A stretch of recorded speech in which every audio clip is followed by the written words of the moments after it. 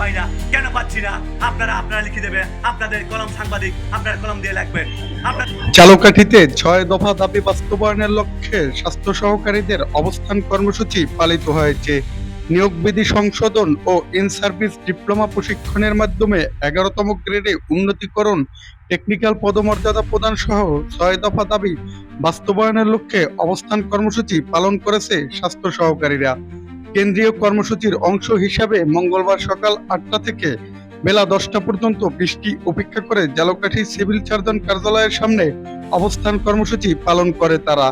এ সময় বক্তব্য রাখেন Bangladesh health assistant association Jhalakathi শাখার সিনিয়র সহসভাপতি শাহিদা সুলতানা, সাধারণ সম্পাদক নিজামুল হক নাইম। এ সময় বক্তারা বলেন, বিগত দিনে কোনো সরকার আমাদের যৌক্তিক দাবি পূরণ করেনি। আজও আমরা কর্মক্ষেত্রে বিভিন্নভাবে অবহেলিত। আমাদের যৌক্তিক দাবিগুলো দ্রুত বাস্তবায়ন করার জন্য বর্তমান সরকারের প্রতি আমরা অনুরোধ করছি। কেন পাচ্ছি না?